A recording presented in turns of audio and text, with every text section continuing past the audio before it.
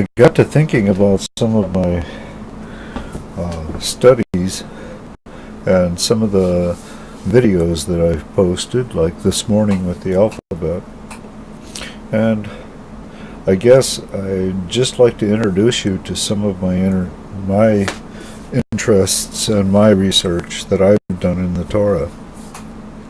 What you're looking at here is my original page of calculation notes determining the cube roots derivable from the number 304,805. And it was really kind of interesting because it was a process of both deduction and also a process of knowledge, because without knowing what I knew at the time about Jewish culture and about Jewish thought, I would have possibly missed a really good opportunity to open up the Torah text in a way that has not been done for over 3,000 years.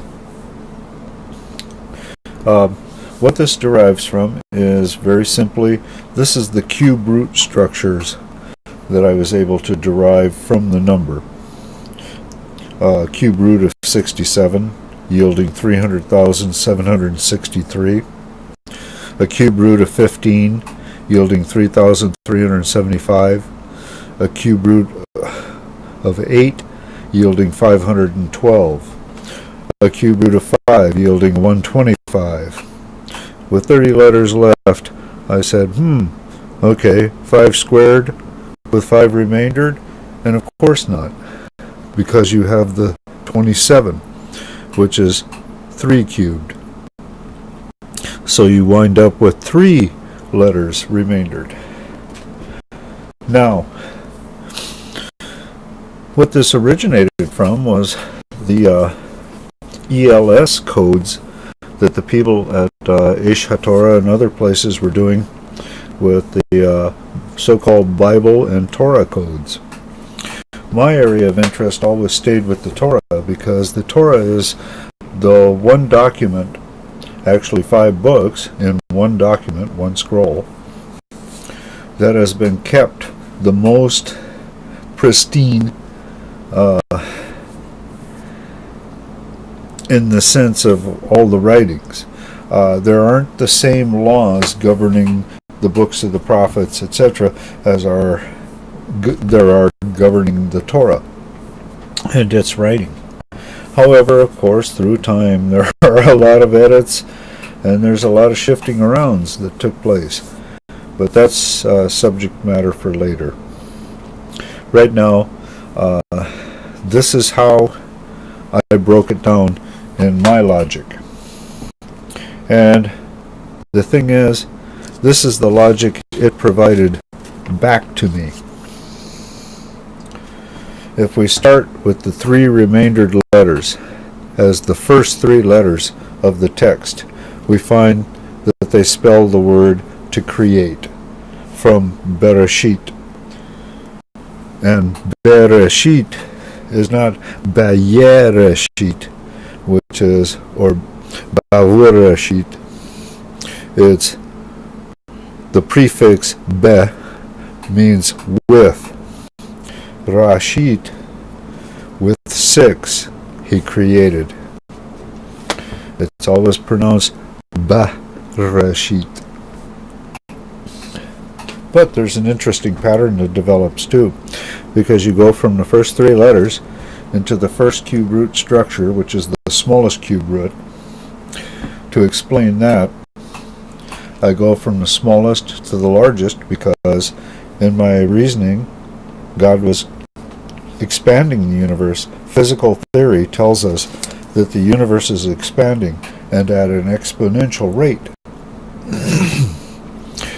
Which, when you look at the structures, as cubes, you realize that you go from 27 to 125 to 512 to 3,375, and then this huge explosion into 300,763. It kind of mimics the way our universe has grown, and it's trying to tell us about the exponential growth that we are undergoing in our time. Now that's just me, so take it or leave it. Anyway, getting back to the logical matters. Here's the first square of 3 by 3 by 3. Here's the first cube of 27 letters. They're laid out as such. I noticed that the pattern bara repeated here in the first cube across the middle. And it just sort of stuck in my mind. This is the first. This would be right underneath it or behind it. This is right underneath this and behind it if you put it together, because you go from right to left.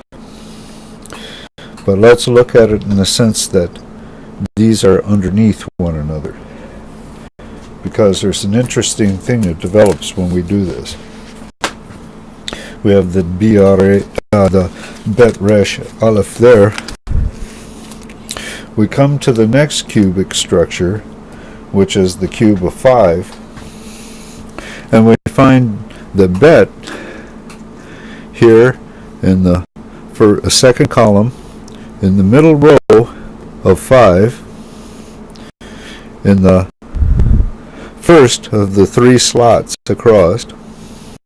We come down, the resh becomes the middle in the second grid. The aleph takes the third position in the third grid. The resh takes the middle position in the fourth grid, and the bet takes the first position in the fifth grid. The ra repeats forward and backward through this grid. In the center row, 3 middle columns.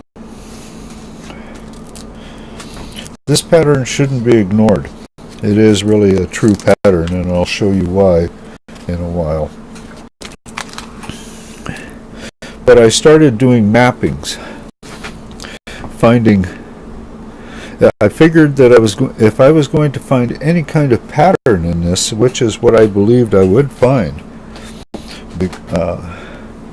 I would have to find something that yielded like mirror letters. And this is what I started out with, was doing mirror letters in the positions. They mirror from the center. This is the 8 grid. This is the only even cube, whole number cube in the set, the cube root of 8. And it yields a 64 letter grid 8 times over. So we find here pairs, and I started mapping them, as you can see, looking for some kind of pattern. And I persisted, and I would find words that would repeat. If they were centered and repeated, I would map them.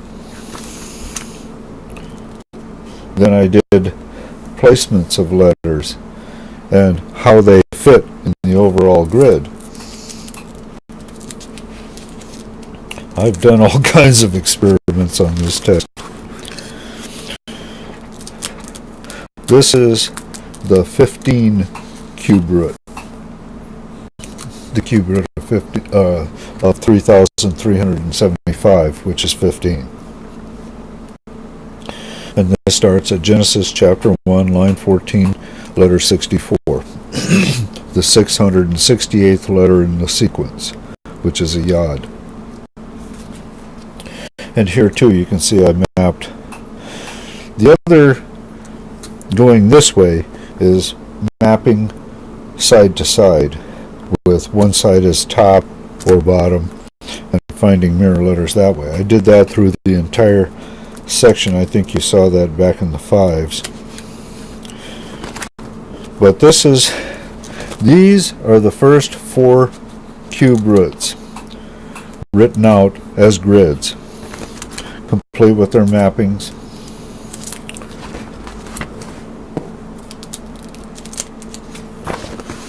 There were landmark letters too that I would write out.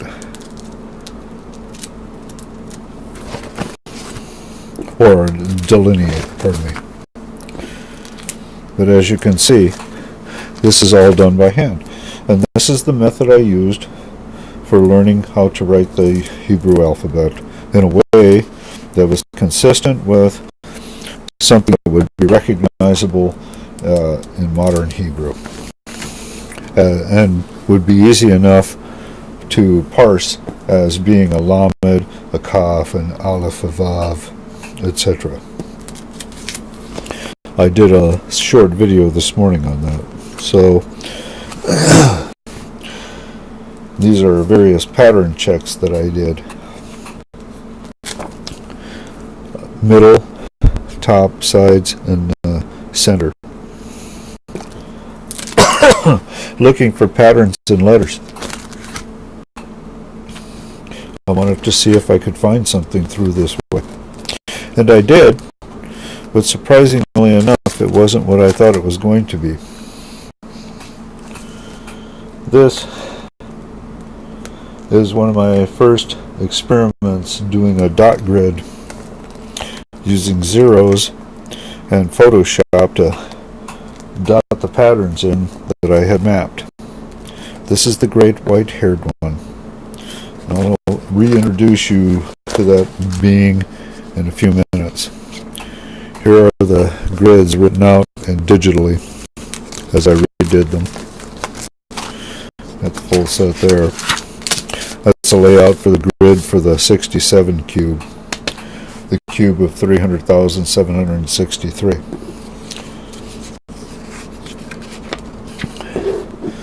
Now, let me get this out of the way.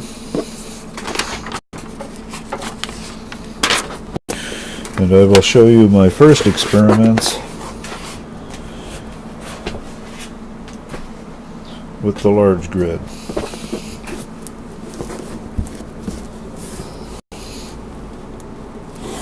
Oops. Let me see. It's really terrible. The glare. Line count. That's where I went through and edited each line. This is how I started out.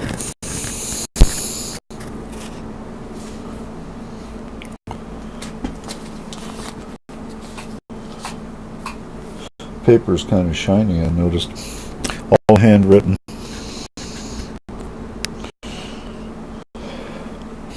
I had this, and I had a copy of Arya Kaplan's Living Torah. And I started going line by line, writing it all out.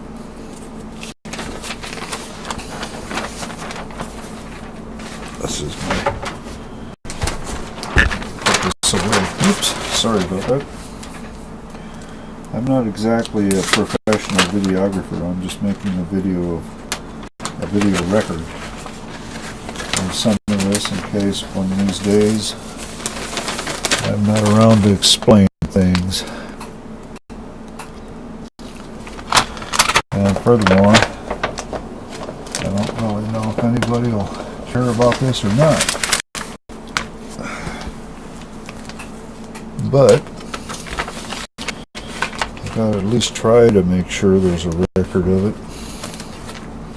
As far as I know, ladies and gentlemen, I'm the only person that's ever done this in over 3,000 years.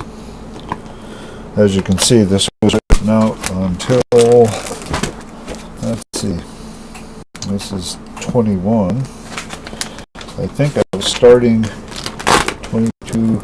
Okay, I got through to plate 23 as far as I went handwritten, and at that time I was able to purchase, well, I was able to find first off and then purchase Davka writer.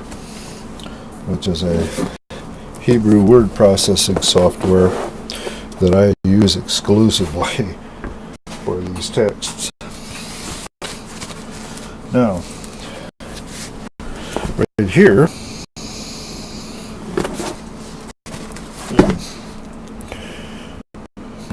Grateful Dead.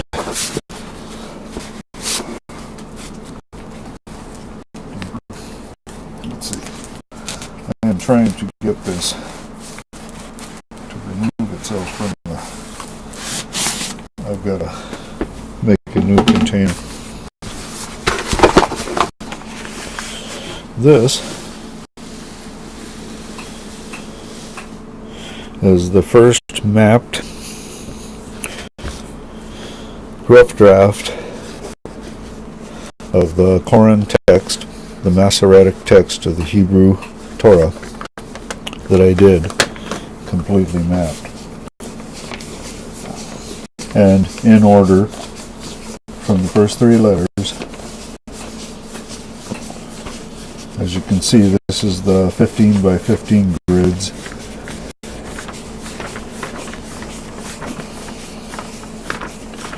And we come down.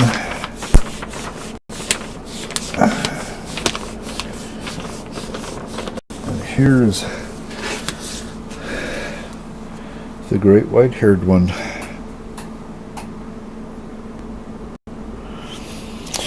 He's talked of in the book of concealment as not having eyelids. The eyes are formed here. They're like two handholds of a chest, as it is said. An armoire is mentioned. The armoire, though, is a newer term. So I believe that the book of concealment is actually a rewrite or a skeleton of the original, because there is much found in here that is known to have been transmitted by oral text into graphic text when they created the Torah. But he does have pupils. And the reason the great white-haired one has pupils is because the great white-haired one is Adam Kadmon. Adam Kadmon is the image of God that Moses saw as God walked by him, holding his hand over his eyes. Adam Kadmon doesn't face us as a person. Adam Kadmon is noted as not having pupils for a reason. That reason is, this is a mask. When you come into the Torah and find the tapestry, you have to put on the mask of God. You have to look through his eyes. To the right, we have three shins surrounding a tav, representing the eyes upon the world. That's the right eye. That's your authority in this realm of existence. To the left, we have three shins surrounding an ayin, and it is exactly one row deeper than the right eye, but it's perfectly centered either side. This looks down on the world. This left side is the eye of judgment.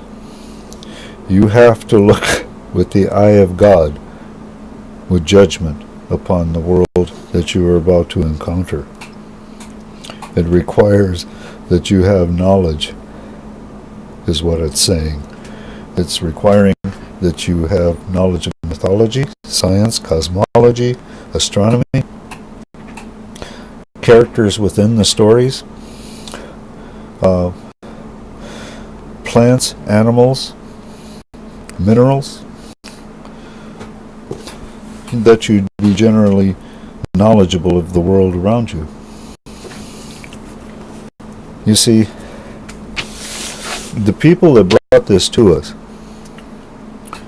passed on what they call God. didn't know what to call it. I really believe this, because what I've seen within the Torah tells me that the beings that taught us law, which, by the way, is always left out. You see, law sits underneath this big mask, sits a face of a woman. She sits upon a throne. She is the high priestess. She is, of course, the law. Now, I know you can't see her very well in this presentation.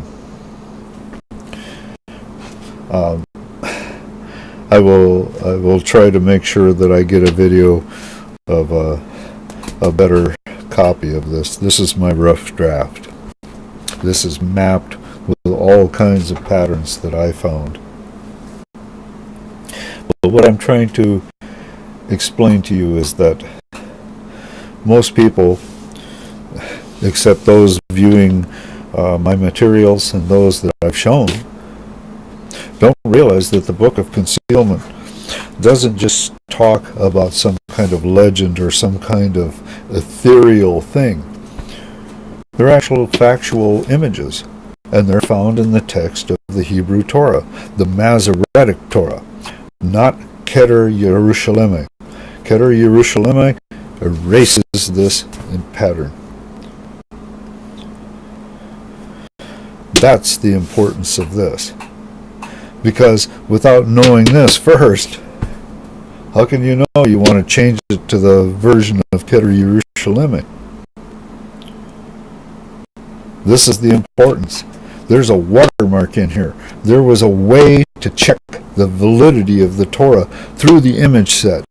And I can tell you that I, as a Torah checker, can tell you that the Jews have done an okay job. But with this last edit, the Keter Yerushalmi, they've done a great injustice to themselves and to the world. Because this is not the history of just the Jews. This contains the history of humankind, and I can prove it in the image set. Within this one page, I can show you where we came from as a species. I mean, as moving up through hominins, I can show you our origin, and the one that was not our origin. Within these first three grids, I can show you the great white-haired one, the law, and the giver of the law. In reverse, I can show you three major Egyptian deities: Bastet, Amun, and the great mother goddess. Not Isis, but her mom, and every goddess's mom. I can show you keepers and guardians to these images. Up here is a gate. In this gate, there are two pharaonic figures that sit to either side up here. Ladies and gentlemen, I get carried away talking about this, and I know that I don't have a good example sitting right here. But I'm trying to show you an example of what I've tried, the effort that I've made working with this text to find out what was there. It wouldn't let me go. And I've got to tell you, ever since before I started this project, from the source that started the whole thing, where I got the numbers that led me to a verse in Genesis that led me to this, I got to tell you, there is something about this text that is far beyond human ken right now. I know that. And if we could put the proper application of research into it, we would find something to unlock something that we've been asking ourselves as a species for thousands of years. Where did we come from and why are we here? The text says to me over and over and over again, the reason we are here is to survive ourselves and to do what was done for us in some time future, should we survive that long. We're pretty much all we got, folks, in the universe right now, for many parsecs around us. I know that is a fact. You can talk about your ETs and your little aliens and this and that. And yeah, there probably are a few that are real. I've got no doubt about that. But as far as where we came from, we can't go home again. We can only go forward. They aren't here anymore. And unless we survive ourselves through this period of time, we won't be here anymore either. And our job is to make sure that we are. There's a lot of things that have to be carried on. One of them is just like this. The first thing, law. There's a whole story in these figures right here that involves law among humankind. That's the first thing out of the chute. Law.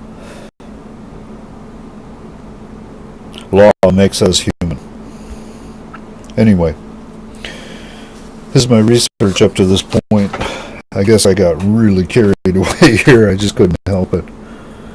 I've just determined that I've got to start putting this stuff to record, because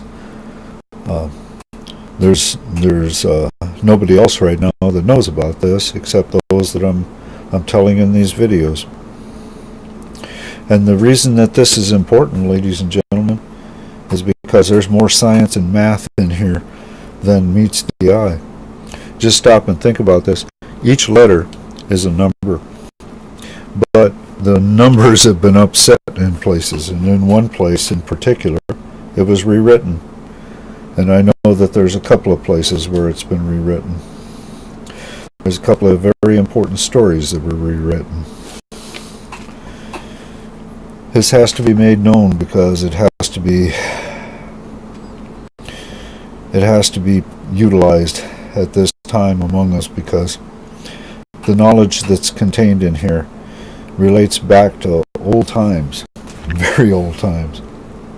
And it tells us a story that says we're important, that we belong here in this universe, and that we actually do have a mission. That mission is to continue life and to spread out into the space around us. But not to destroy it, but to learn how to live with it. Because we need it. It doesn't need us, folks. Think about that.